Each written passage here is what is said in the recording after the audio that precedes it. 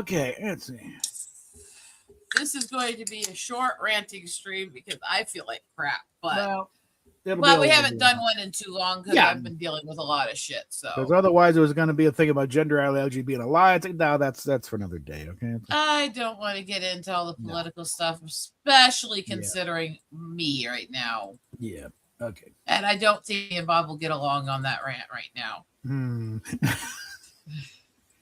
Might get a hint on that later, but other than that, let's just see. Start off with let's see. A couple of them from my Star Trek News Daily thing here. Let's kick off here with Star Trek. Starfleet Academy shows that Star Trek fans don't know what they want. Really now. Let's put it down here. Then we get a good look at this here. Whoops, wrong one. There we go. Paramount's new show has drawn some confusing criticism. Not to the people who know what the hell they're talking about. People are not confused. They just don't like it. Stop with this. Stop with this shit where you try to claim that anybody who doesn't support you is racist or doesn't understand or blah, blah, blah, blah, blah, blah, blah. Fuck you. Yeah, it's no secret that Star Trek's newest show has been drawing criticism for various reasons, but Star Trek Academy is far from being alone when it comes to the modern projects within the franchise being turned down by supposed fans. There's your tell right there. Already we start with the gatekeeping. Sure, Starfleet Academy is nothing like Star Trek's classic era, which is what many of the show's critics are choosing to focus on. It's the fact that it's continuing on the Discovery crap. Not just a different era, but it's a crappy one. However, the space operas attempt to appease this portion of the fan base. They haven't tried to appease us at all. Equally dissected and labeled unworthy of canon status. Yeah, because it sucks. Okay. Many Star Trek fans were immediately frustrated when 2017 made Discovery the first show of the franchise. It roughly by placing it had nothing to do with Sonequa Martin Green being the lead. Okay. I will argue this. Not because of it being a woman or a minority, but because she's a sucky actress who made the character unbearable. She's okay at a supporting role. She's fine on like Boston Blue. She's doing great on that, but she's giving good material. She's not a lead. Okay? She doesn't have the chops to be the lead of a show. The problem was that you're now focusing on the captain. You're focusing on the first officer. And the character was horrible. She started a fucking war with the Klingon Empire, resulting in the deaths of billions. You could have put anybody in that role, and she would have been despised and hated, and had nothing to do with Sonequa Martin. Oh, you're racist. No, it's a fucking character. Don't get me wrong. The bad acting made it worse. It didn't help. It really didn't help. It was a horrible direction, I think, more than anything. Because she can deliver it if she's given something good to do with. Based on everything I've seen of her, I'll disagree with that. Very few actors can turn in good performances with crap. She ain't one of them. Okay. Speaking of turning in good performances with crap, have you actually heard about what Macaulay Culkin said he was doing through most of his movies? I'm afraid to ask. He actually said most of his movies he was actually intentionally trying to overact, be corny, or offend his fans so that his dad would stop making him do the roles. Oh boy. Let me move this over here. He said he was intentionally trying to be a bad actor. And still failed and kept getting more money. Well, that'll tell you something. Okay. Yeah.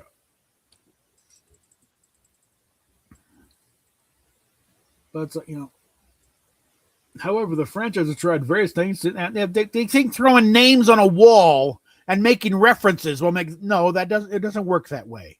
Okay. Hi, Daniel. Yeah, no, they're not. They're gonna throw that up here. Yeah. Cool. They're not doing multiple things to appease the fans. They're doing multiple things to fucking piss off the fans. Yeah, because they don't know what they're fucking doing. And they get because they go through the other shows. Why carrying out Starfleet Academy doesn't make any sense. Just a handful of episodes, and many Trekkies have already given up on Starfleet Academy. Others claim to avoid altogether, which makes it even more confusing. That they have look. Roddenberry himself fought against an Academy show. Also, let's be clear. A lot of people are doing it entirely because they're already fucking fed up. Mm-hmm. We're fed up. We don't care anymore. We have no interest in anything you fucking assholes are doing. Just please let Star Trek die in peace. Or get somebody in there who knows what the fuck they're doing. At this point, it's not going to make a difference to a lot of us. We're so done. Discovery has found its bait. No, it's settled in with the few hangers on that they had in the first place. It's like, the negative voices, as always, are often the loudest. Yeah, because they're the most of them too. Discovery was a horrible Negative show. voices are the loudest, and yet literally I ran multiple tests where all I posted was I don't like New Trek. And I got scores of racial, sexual, and violent threats. Yeah. By New Trek fans. So fuck your fucking fifis. Yeah, it's usually not an indicator when that's your go-to. You're not going to listen to the argument. You're a racist and a bigot. Excuse me. No, this wasn't even saying you're a racist and a bigot. This was them literally saying racist and sexist shit to me while threatening me. Yeah. Which says a lot about New Trek fans. Yeah. So, I think there's decent people on both sides. Some who, for some reason, like this shit. They just careful, that's how they got Trump. They're decent people on both sides. Don't. I will fucking leave. But that's where they got him. I will fucking leave if you say that again. Think about what I'm dealing with right now. I know. Let me say what I was saying without getting your line there. Okay. I know that there are people who genuinely don't get how crappy this stuff is. I know. The people with no taste. That there are people who just have been so in the tank for Star Trek since they were kids that they don't even seem to care what it is as long as it's Star Trek. And I don't think that they're all malicious or bad intended, but there's a lot of the malicious and bad intended people. Say I've literally been watching it since I was 2. Okay, when it was on NBC with my dad. Okay. I grew up on it, but I have a lot of people in my family who grew up on it too, and for some reason they'll watch this new shit. I don't get it. Hell is this? Get out of there. We could probably have a good war of New Trek versus Old Trek in my family. And none of us have ever been fake Star Trek fans. Hell, the one that for some reason likes all this new shit is the one who literally has had the Klingon Empire symbol tattooed on his shoulder since he was 19. So, like the problem with Discovery, it was dark, literally. No lights at all on the ship. I think it's trying to hide the fact that the set was ridiculous. But just depressing, and it's like, where's the optimism? And also, there's no way in hell you could do how many cartwheels to fit this within Canton. It's again bullshit. The tech is wrong. The uniforms are wrong. The era is totally wrong. There's no way in hell to be in between this in this after the cage before where no man has gone before. There's no way in hell this fits in that gap. No. Wow. Nothing fits. Okay, at all. Their depiction of the mirror universe does not fit. Okay. So tired of this because every single thing, it's not just that everything is remake, reboot, blah, blah, blah, blah, fucking blah. It's that the people doing it don't seem to get the canon, don't seem to get the lore, don't seem to get the stories that originated before them. And it... That's the thing I'm talking about, where this was before TOS. No, this is during TOS. You want to get picky about it. Between the cage and where no one's gone before. You're in that period. So you, like Rod Moore was saying about when they're doing Enterprise, you need to become a born-again true believer in this, down to the fucking fibers they use on the fucking floor. You better adhere to this full square, no different whatsoever, or you're fucked, And they didn't. And I have my rants about that with Enterprise, where they messed a bunch of shit up. That was a warning. And that's why a lot of us, despite the fact that more people are more forgiving of that looking back now after all the shit that's happened since, a lot of us hated Enterprise when it came out because it didn't follow canon enough. It messed things up. It got things wrong. There was clearly moments where the people writing were not just paying attention to the shit they were saying and doing, where they were not being responsible. They were not being intellectual. And it's not something wrong with the people that want canon. Fuck that shit. Because canon is literally what makes or breaks every industry. Yeah, and every if you have ongoing no story. canon, Yeah. If you have no rules of the era, if you have no rules for that universe, then there's literally nothing that's a limit. There's no point. Even in the best and worst of animes and sci-fis and other shows and stuff, you have to have some consistency. If the laws of the entire universe can change every episode, then every episode is meaningless and nothing matters. No, we will table discussion Enterprise another time because I don't think they did that bad, and there were other pressures going on at that one too. I'm not saying this is just Enterprise. I'm saying even some of the fans got not there because there were issues.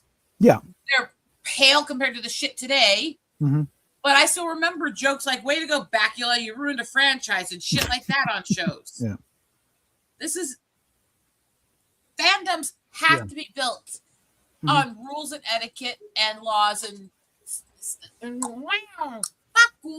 basic common fucking sense. Yeah, Kurtzman took the thing, they're fine. Well, we can't keep track of everything and use that excuse to, so we're not even going to try. Kurtzman was licking windows and huffing spray paint. Let's be fucking honest. Oh, something that you let slip when they were doing the press for Academy. And they, some kind of Q&A, but they hand-selected fans. They wouldn't let me within 10 miles of this place. But, that's about how he goes about writing a story. His first step is the feelings of the characters. That's the last thing to worry about. First thing is the fucking story. He does it completely ass backwards and wonders why he produces crap. Look, as somebody who is written, created, done stories, done ghostwriting, done other stuff, somebody who's literally created metal songs and ballads and poems and stories that people have heard that they have no idea came from me. You have to come up with a basic story. Then the emotions and the humanity and the fleshing out has to come secondary. So that you have time to balance everything centered around the story, how each character would react to this story. If you put the feelings first, you're just filling in stories so they can have different feeling reactions. Yeah. Then the story makes no sense because it's disjointed and every character's off on their own thing. The story comes first, and then you write all the feelings, the emotions, the backstory, the character development and stuff around that story and how they interact with each other. Ladies and gentlemen, new Trek. That's it there. Ladies and gentlemen, a real writer. That's it. The example I saw, I saw with, say Measure of a Man. Start with the question: is Data property of Starfleet? Kurtzman's approach is Riker portrays Data as your starting point, and that just got well. How did it? It's like, how about do a fucking? It's like and the other thing is like their use of technobabble.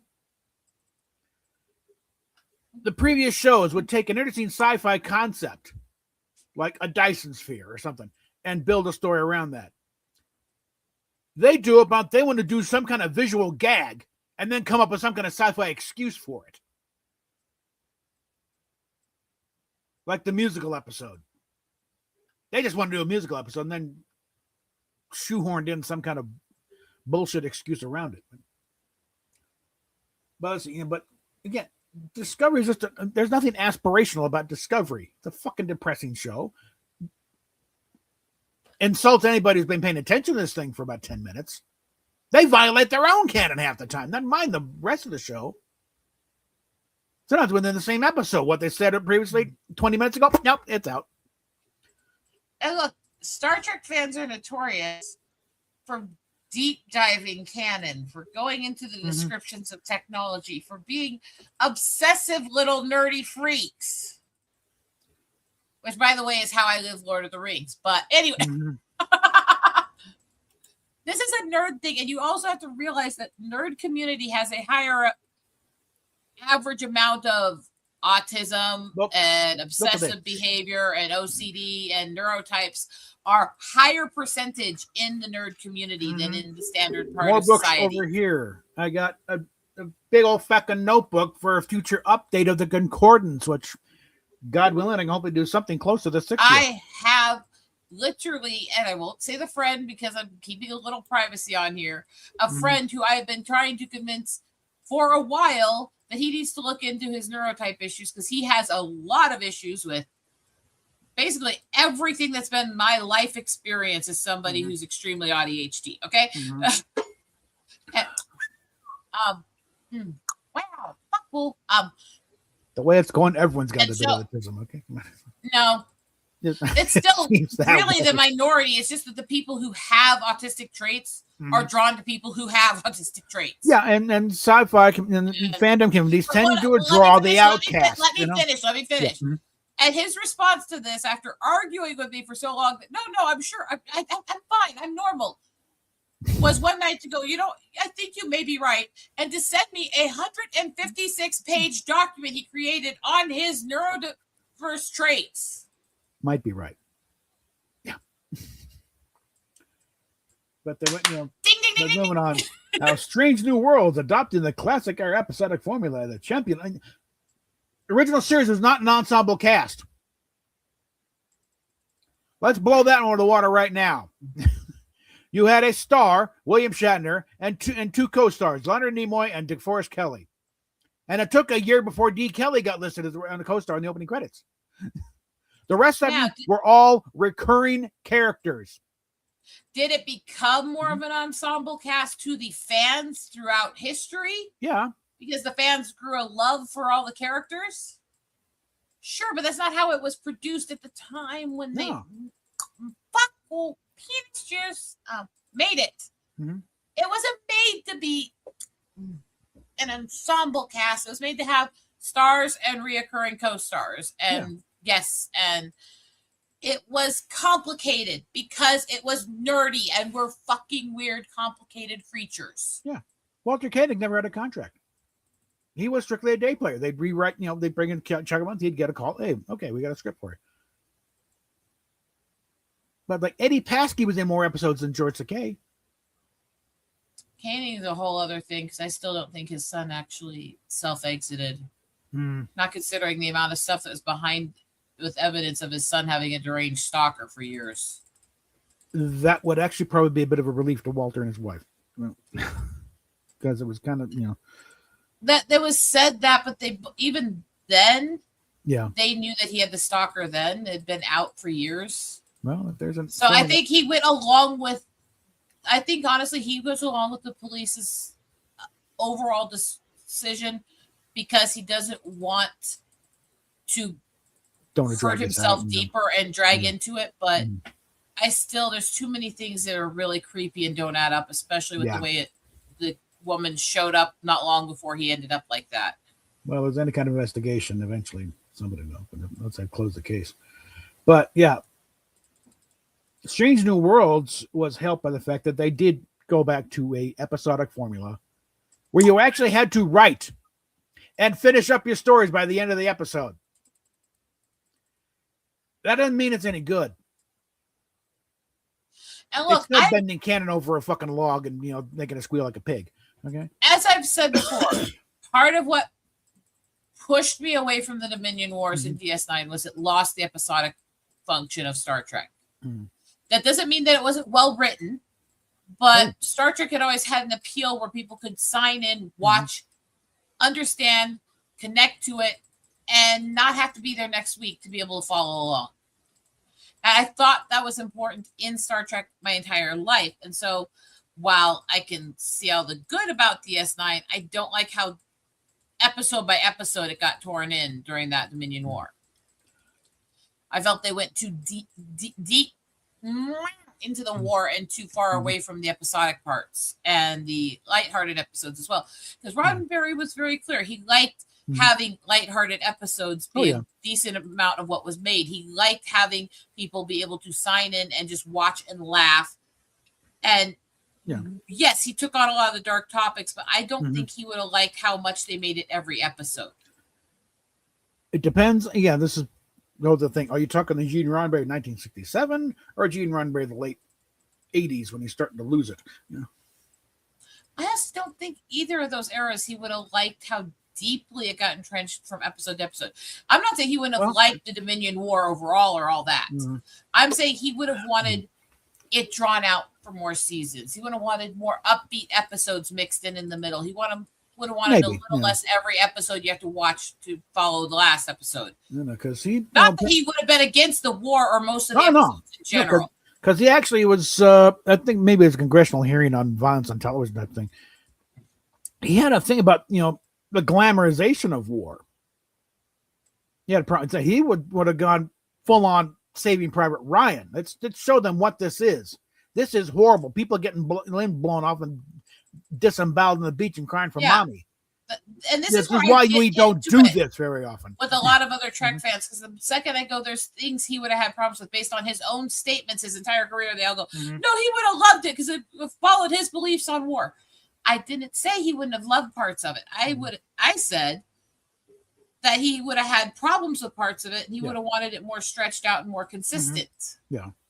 That's a pretty universal viewpoint if you look at his statements throughout his career. But like most things, if you take a position that isn't fully glazing something, everyone thinks you mean that you hate it. Look at what happens every time I say a band is overrated. Everybody gets pissy. The fact is, every band that's made it huge has become overrated because people give them credit for things that they didn't do, or act like they're this like God sent to humanity, and that's not true. A band can be amazing and be overrated as fuck. I love a lot, especially the old Metallica days when they were a lot more intellectual in their storytelling and all that stuff. I love the old Metallica era. Do I think Metallica is extremely overrated and giving credit for things in metal that they didn't fucking earn? Does that mean that I'm saying they're a bad band or anything? No. That means there were other bands in that era that also deserve the credit that they weren't given for what they did because everyone had their heads up Lars' ass. I mean, they didn't invent speed metal, okay? But technically, I think Queen invented speed metal with. And actually, I think a lot of what became speed metal was also taken from early Zeppelin work.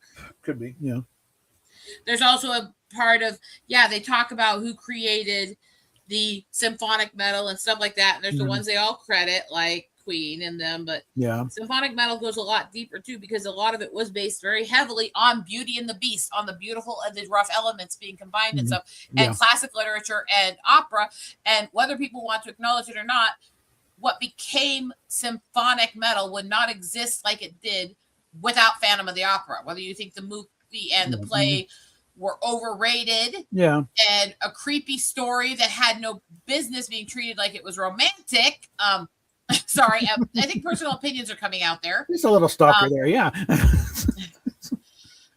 Whether or not you have problems with that and the romance genre and the way that they play off characters and stories, you still would not have speed, power, symphonic, and operatic metal as what they are without the influence of Phantom of the Opera. A lot of it was taken from Phantom of the Opera, and a lot of it was taken from the storytelling concepts of Beauty and the Beast. A lot of it. We're seeing fully formed stuff too, because Black Sabbath, the first heavy metal band, they're the final form. But again, to throw something to the Beatles, you got a couple of seeds laid there with the opening to I Feel Fine. First time anybody used feedback as a thing, and Helter Skelter. If you just take the Beatles name off it, that's a metal song. The day after Ozzy passed away, during her concert, Lita Ford had her friend come out and do a tribute to Ozzy performing Close My Eyes Forever, which was her and Ozzy's song, which dealt a lot with mortality and death. As well, Ozzy was still drinking, and they had some fun during that when they were shooting pool. The fact is, we've got to get out of this mindset. Like, once things become well-loved or really popular, it's treated like it's sacrilege to say anything bad about it. I will say bad shit about every Star Trek show, the ones I love and the ones I hate. I will say bad shit about every music artist. There's nobody that gets a pass on that, no matter how much I love them. I badmouth shit that I think that Within Temptation did that was really annoying, including their whole rap song. Symphonic metal does not fit with rap. Fuck it. Shit, no. And this is from somebody who's been a fan of Within Temptation since before most people knew they existed and had followed them for decades. Their rap song was cringy as shit. Okay? So it's like, yeah, can I sit here and criticize things that I truly love? Do I not understand Amy Lee's obsession with using strobe lights at her concerts, considering that she's lost 2 siblings to neurological conditions, including one to seizures? It's cheaper than lasers, I guess. I don't know if it's that or if she just disconnects it from what's happened to her and her family. Because it's not that she doesn't love their memory and really speak out for what they went through and all this stuff. But how do you disconnect that and then use strobe lights, knowing how many people have photosensitivities and, you know? I don't know how her brain disconnects it. Does that mean that I don't love Evanescence? Does it mean that I haven't been to their shows and other stuff? No. But I can sit here and say that there's a problem with that. There's an inconsistency there. When we treat people or things like we can't criticize them, like we can't say, yeah, this was a problem, then we become a problem. And this is where I get with a lot of Trek fans. A lot of Trek fans, when it comes to DS9, they're unwilling to bend. They're unwilling to see any of the problems in it, and there were problems.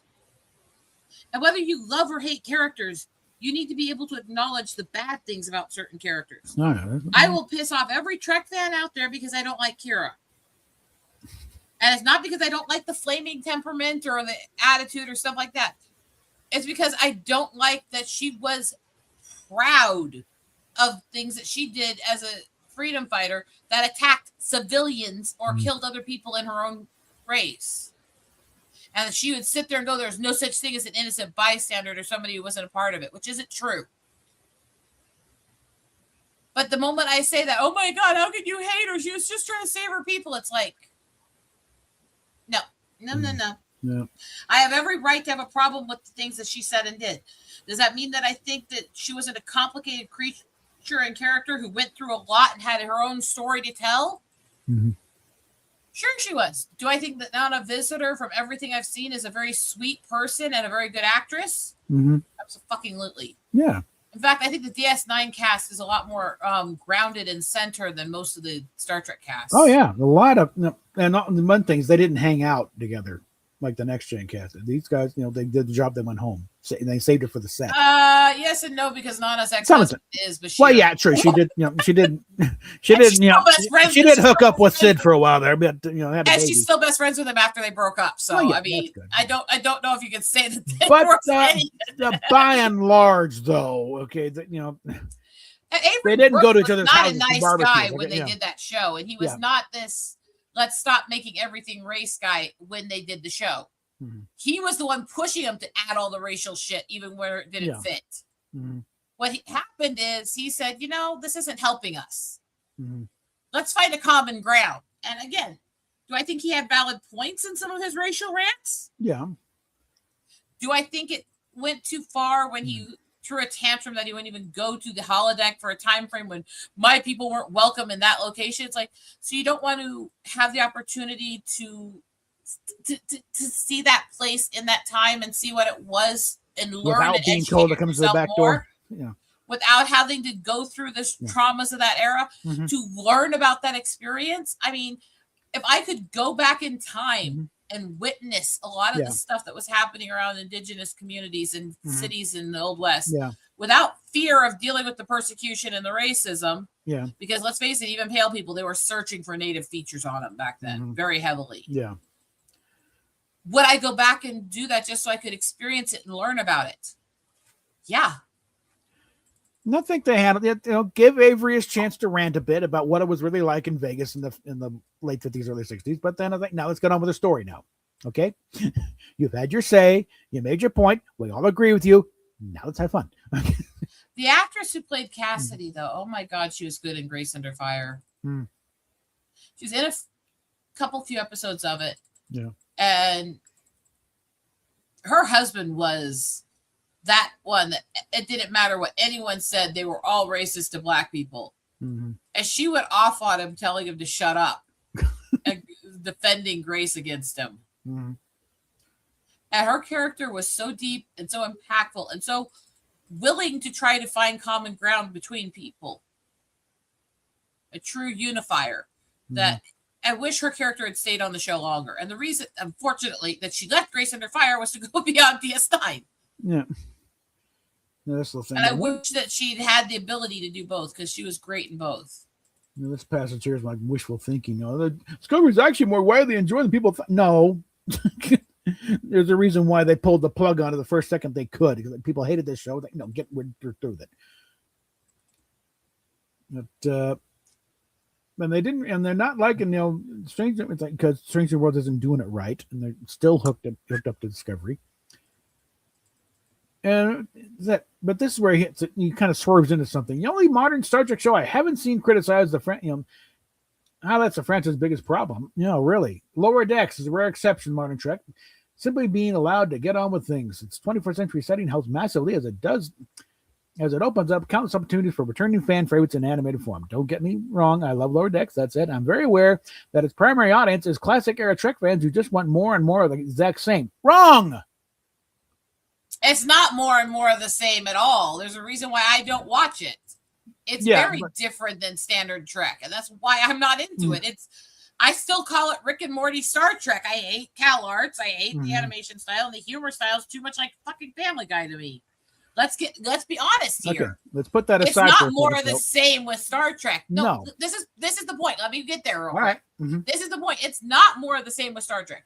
Does it have all the nods correctly? Try to work within canon and tribute to the original fans in a way that brings most of them in, as long as it's an art style and a comedy style that appeals to them.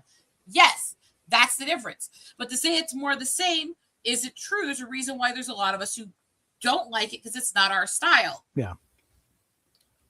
That doesn't mean that it's bad. It means it's not us. Because it's not standard Trek. Because they kind of miss it. Or despite the animated show's zany, almost parody approach to the fleshing out the Star Trek canon, its biggest appeal is the endless slew of references and cameos. No, it's that it's done right. They're not just name dropping. If they bring in a reference, it actually means something. There's a relevance to it. Okay. Like I said, I will never watch it because there's too many things about it that are not me. But that's actually, to me, evidence that it's not just more of the same. Yeah. That it's not just towing the line to traditional Trek. Because if it was, then a lot of us who don't like this modern humor and art style wouldn't be so turned off by it because it would be more of the same. It's not. It's different. It's fine for every person who wants to watch it and who likes that style because it does have the penis juice. It has the nods to traditional Trek in a way that actually cares. It isn't just doing it so we can go, look, we gave you what you want. Shut up.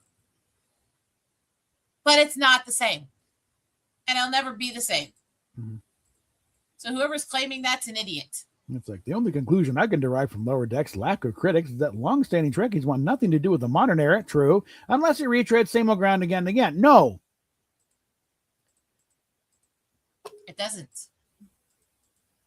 It's not the same. Lower Decks. It's not about the same place, and it doesn't tell the same stories. It is literally not the same. I mean, Lower Decks is like they introduced some. They actually made the Packlids a legitimate threat, and it worked logically. What? Oh, goody! Finally, okay. Hands over the reins here for a bit. So, that while I go deal with whatever is coming in here. So this whole notion that it's like, oh, it's all the same thing. It's just telling the same stories in the same ways. No, sir. That's like saying that DS9 and Next Gen and the original series and Voyager and all that stuff and the movies were all the same. Now the movies had more of an issue with conformity because they made them all basically centered around Picard and Data once they hit the Next Gen era. But it worked the same. On that one for a while. It just worked. And this whole thing, I'll go on my rant on this statement in a while, because nobody's faultless in anything. There's no such thing as sacred cows unless you're talking about bison that are white. Anyway,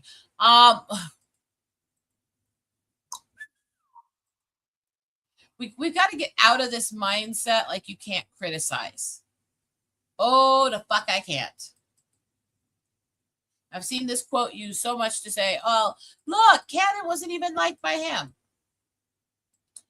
Context of the time. First of all, he was in the new movies. He was defending the movies he was in. There was a context there that's automatically there anyways. But let's go down the deep dive here. This is before all these horrible shows. This is before the openly thumbing the nose at the fans. This is before calling everybody racist. This is before to said her, you can't be a Star Trek fan unless you're like me shit. This is before all of that. This here was when it was a more petty fight, honestly. When the movies were new, when they didn't know where they were going to go, and while a lot of people had problems with them, there was an assumption that they'll work it out. So when you're taking this quote, you got to put the context of the era of when it was said and what was being said. But also, this was a fuck up by him. This was wrong. This was categorically, systematically wrong. There's no sacred cows. Nobody was perfect because they were part of the original cast. Nimoy and Shatner were not perfect people. Fucking hell no. Roddenberry, not a perfect person. I've criticized his womanizing, douchebagging, plagiarizing stuff for years. Everybody's heard it. Being a Trek fan does not mean you treat the people that you watched like they were innocent angels. No, sir. Nichelle Nichols clearly had disconnects from reality. Many times. There were many things that she said happened that there's no evidence happened, and there's evidence didn't happen. There, based on what she went through in her old age, she most likely had issues with understanding reality at times. There's no sacred cows. I need to go yell at my wife. And it's okay to criticize the people that you grew up watching and adoring. This was a categoric fuck up. This was wrong, but it was in a context that's completely different than where they're using it now. Now, to be clear, canon is always a vital of any universe. If there's no set laws and functions of a universe, if time and history get thrown out all the time and rewritten on the fly, then there's no purpose to any episode or any movie or book that's been written, because the story means nothing. It's not going to exist later. So what's the fucking point?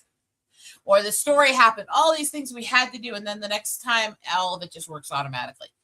There's no point.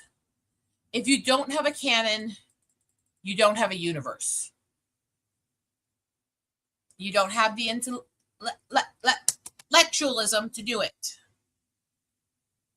So yeah, these comments bother me. And I will criticize as a Nimoy fan. Because this was a toxic statement. Well-intentioned toxic statement that's factually incorrect. And let's deal with the blowback he's getting posthumously. From this Marcus Neely. I disagree. Canon is the foundation of any mythology. A story needs internal logic and continuity to stay meaningful. If things become random, the whole world falls apart. Look at the Pretty biggest much what I just said. Yeah, look at the biggest modern mythologies: Star Wars, The Lord of the Rings, Star Trek. All of them were strong because they respected their own rules. When those rules get ignored, the mythology weakened. TV shows are a good example of where this goes wrong. The Lord of the Rings TV show does not completely ignore Tolkien's canon, but it does weaken the story by compressing timelines and changing character motivations in ways that break cause and effect. That matters. And arguments about the race of characters miss the point. Those details were often never specified and are open to interpretation. What actually damages a story is changing core character logic or the rules of the world. When that happens, the universe stops making sense, which is exactly what we have seen happen more clearly in Star Trek. Star Trek is an obvious example. Repeated Klingon redesigns break visual continuity. The Spore Drive ignores decades of established travel rules. The Terran universe shifting from purely evil to morally mixed weakens its original purpose, even though Terran Spock being logical in both universes actually made sense. And in Strange New Worlds, portraying Spock as an emotionally impulsive, horny youth contradicts the nature of the character himself. These are not small tweaks. They break the internal rules that once held the universe together and cause potential damage to its staying power.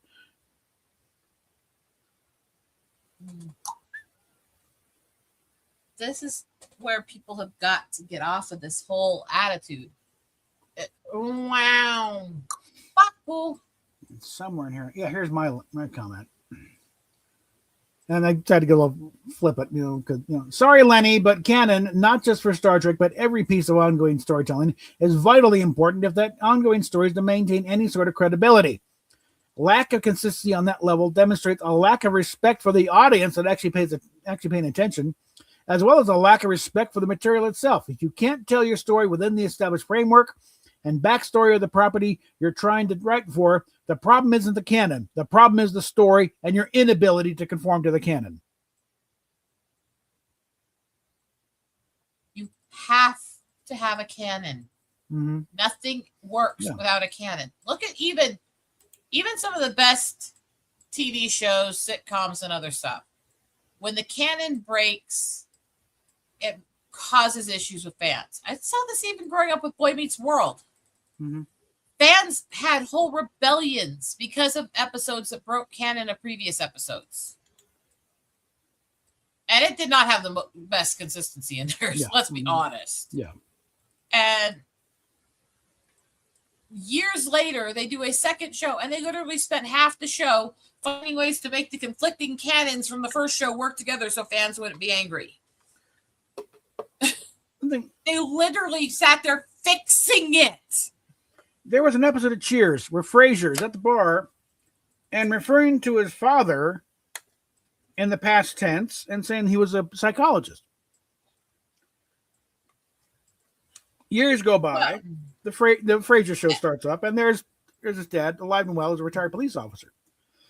And he said, they brought it in. They said that he claimed that his dad was dead because he couldn't handle it. That he made his dad his brother's career because he didn't want to admit he had a brother. All this stuff. They actually referenced it in that first season. I don't know his first name, but when Ted Danson showed up, Sam Malone, hey, I thought you said your dad was dead. You said I was dead?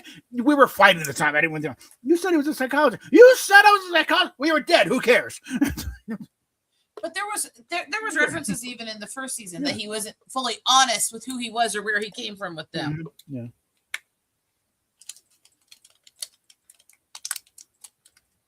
But I mean, they did things to fix it. And he was in a drinking phase. A lot of people make up shit when they're drinking to justify their behavior. Well, yeah, and get some credit with the other guys at the bar. So it's like, that stuff matters. Oh, speaking of which, the whole Sexted podcast. Mm-hmm. Jordan had a whole little meltdown because William got Kelsey Grammer to call in and wish him a Merry Christmas on it. Oh, jeez. Ooh. With an infinity mirror. Mm-hmm. And in the message was Kelsey criticizing different things Jordan said about Frasier.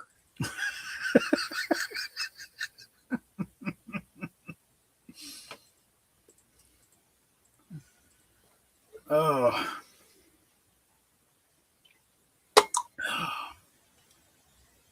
Here's the third one I had pulled up here.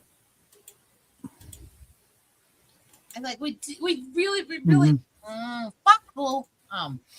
Really gotta get out of this whole culture. We've got to get past this whole mindset. Mm-hmm. Critics and audiences clearly don't see eye to eye about Starfleet Academy. No shit. A surprising divide between the critics had their heads up their ass. Oh, look how all these inclusion and representation. It sucks. It's not just bad Star Trek, it's bad TV.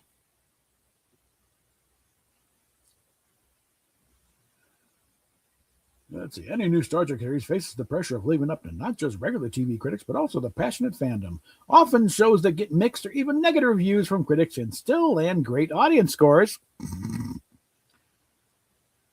As with its premiere state, Starfleet Academy is in a unique place on Rotten Tomatoes. Critically, it is certified fresh at 88%. However, if you narrow it down to the top critics, it comes 93%, which tells me those top critics aren't worth shit. However, the popcorn meter, formerly the RT audience score, is far different, with a shockingly low 43% off over 500 reviews. This is surprising, as often audience scores for sci-fi shows can be much higher than the critic score. Well, guess what? This should tell you something. Now, apparently, word getting around that they've already canceled season 2. They're saying, no, don't finish it. Scrap it. Holly Hunter apparently went off on this news. So. Demonstrating more command presence than her fucking character does.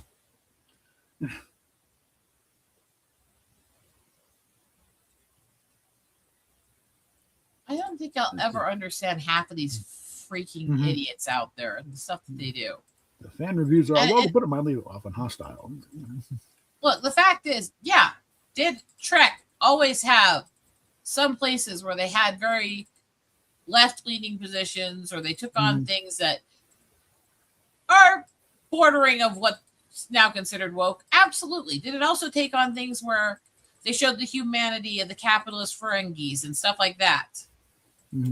Yeah. It's almost like it was designed to help us get past all this shit and stop hating each other. And I don't think that it succeeded, because I think our world is more fucked up that way than it's ever been. And I'm not putting either side as innocent in that. But literally, it was about finding the humanity in each other so we don't repeat the mistakes of the past. John Delarose is a thing talking about the first. If you shut your brain off, it's okay. Yeah, that's the thing. A phrase that should never be uttered in dealing with a Star Trek property is "if you shut your brain off." That's the last thing Roddenberry wanted. He wanted people to think. He wanted to engage. Always about intellectualism. Yeah, like the standard line had been going around. Star Trek wanted to make you think, not tell you how to think, though. I mean, the big mantra was, there is an intelligent life form on the other side of that TV tube. And now it's like, well, these idiot Trekkers will buy anything. Well, not anymore, you're not. We're at this point in society where we're never going to beat the allegations. Everything's fucked. Everyone's fucked. Everything's stupid. Fuck fool. And I'm tired. Wow. You eat penis. I'm tired of it. I really am, because what do we get from all this? What do we gain by letting ourselves be so divided? Wow. There's only 2 productions that have come out of this whole thing that have gotten any kind of appreciation from the long-standing fan base. Lower Decks. Well, 3 if you count Prodigy, but they fell off a cliff with that last thing at the end where they hooked up with they referenced the Synth Rebellion. Well, that's it. There's your season 8 of Game of Thrones for that show. But that was season 3 of Picard. I never get that phrase, the season 8 of Game of Thrones, because I think it was always a whiny soap opera bitch version of any fantasy stories anyways. Well, it's where they just went off a cliff, though. I mean, it was always off a cliff. It's always an insult to the fantasy genre. What are people fucking talking about? It became an insult to just basic storytelling. It's always been that too, but basically, well, that's why I'm calling it a soap opera. It's an insult to storytelling. Well, yeah, but okay. Well, what happened? They were going by George's notes. George R. Martin gave them notes for like another 3 or 4 seasons. How about this? How about we crammed it all into 8 episodes? One of the biggest egomaniacs who thinks he's better than everyone who created the genre he's writing in. Well, yeah, and we just fucking focus on reading books from people like David Eddings and stuff who were actually brilliant. We need to just finish the fucking story. And I'm kind of glad that Eddings pushed that his stuff will never be made into shows or movies, considering the way people treat things now and the fact that his family's honoring that. Yeah. Because if I ever saw them try to make a movie series on the books of Bulgaria, I might have to shake a bitch. Yeah. I mean, but it's like, how ridiculously compressed it was. Season 8 should have ended just before the Battle of Winterfell. I think with season 9 starting with that thing and taking maybe 2 episodes of that. I think the fact that I just talked about the books of Bulgaria should show you how much of a fantasy nerd I am. Oh, yeah. They shouldn't have even approached King's Landing until maybe season 10. It really is just, I don't understand how people can get to the places they get to or how their brains get there. Because seriously, people, let's just stop. Yeah. Wow. Fuck. Yeah, Tiki, stop it. She's not making this easy, is she? But it's like you cannot compress these kind of stories type thing. It's like you stretch it out a couple of years, then maybe Danny going nuts would have made sense. Okay, you could have built up. We're putting Bran in charge of putting the kid in charge. That would have made sense, but not with that. It's like, what do they got? High speed rail between Winterfell and King's Landing that they got there like 2 days. Like, no, that's the other end of the fucking continent. It's there's so much wrong with all this shit. Yeah. It's like I get tired. The thing is, but yeah, no, I'm fully in the camp of if you mess with certain properties, you need shanked. And Books of Bulgaria is definitely one at the top. It's, I think, actually one of the only book series I would actually rate in reading above reading Lord of the Rings, although it is a lot harder of a read. It is a slog and a half. You're talking about books that are like 600 pages, micro type. Yeah. But Bulgaria every day. Anybody who gets to read that, read the fucking Anne McCaffrey books. Read Acorna. Read that stuff. Read these fantasy books because they're so much better than the shit they're producing now. I should reread Dragon Riders of Pern one of these days. Oh, I love Dragon Riders. Anyway, I read those in college. It's like, oh yeah. And I got read Madeline L'Engle. I still got my autographed copies of the original 3 Dragon Riders books. Read Madeline L'Engle. You'll learn so much about scientific theories, foramen delay, mitochondria, all that stuff. You'll learn where the basis of the concept for tesseracts came from. All this stuff. She was a fucking brilliant scientist. I haven't read Wrinkle in Time since junior high. Read the entire Time quintuplet. An acceptable time being the final one, but Many Waters is interesting because that's where she threw more of her faith into, and the boys accidentally transported themselves back in time of Noah building the ark. Oops. But you have Wind in the Door. Swiftly Tilting Planet was my favorite book as a kid. And that's the third wow, the third please juice one in the book series for A Wrinkle in Time. Fuck, I can't. I'm sick, and so streaming is very quickly making me tick more. Yeah. But yeah, like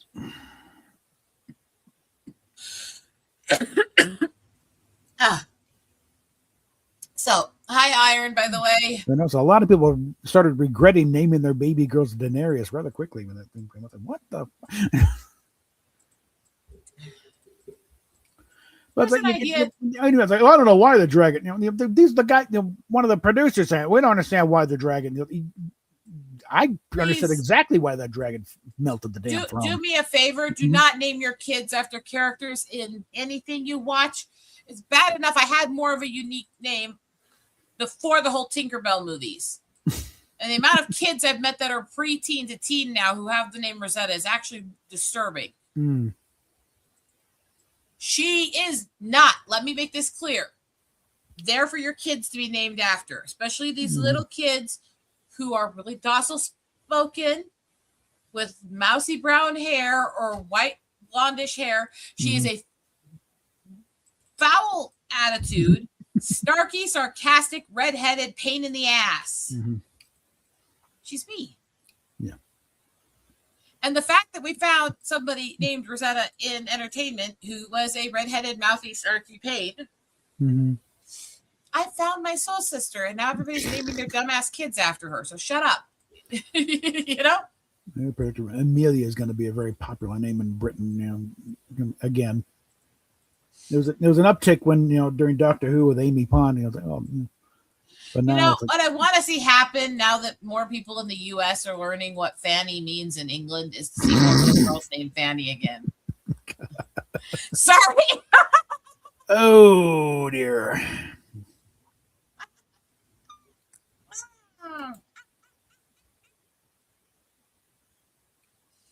Was that a bad comment? You laughed. Yeah. I don't think we can go much longer with the stream. Probably not. Wow. It's about an hour, so I think we can probably wrap it up about there. But yeah, I'm ticking more. Yay, my wire got all tangled. Let's see. But what? You said hi already. Okay. I think you did. Whatever. She said hi. I said Samuel Jackson. Yeah. Yeah, you said hi. She said Samuel L. Jackson. And Anyway, I think anybody out there trying to figure that out, look up Go the Fuck to Sleep, narrated by Samuel L. Jackson. That is the phrase that me and my friends used to tell each other to go to sleep. And I think on that note, we'll probably end it on that. You eat penis. I have filled all the gaps. Slut. Most of the gaps in my Star Trek DVD Blu-ray collection. I'm just waiting on that documentary on DS9. But all of the produced shows, okay, got them. You're an idiot. Because PayPal just tried to trust me with a credit card. Okay, yeah. And you're not buying my stuff. Why? Come on, buy stuff. We'll get to it. I got to pay things down now first, because unfortunately now I got to use part of it to pay the rent. But they're starting to scream about that. Anyway, on that, we'll talk at you later.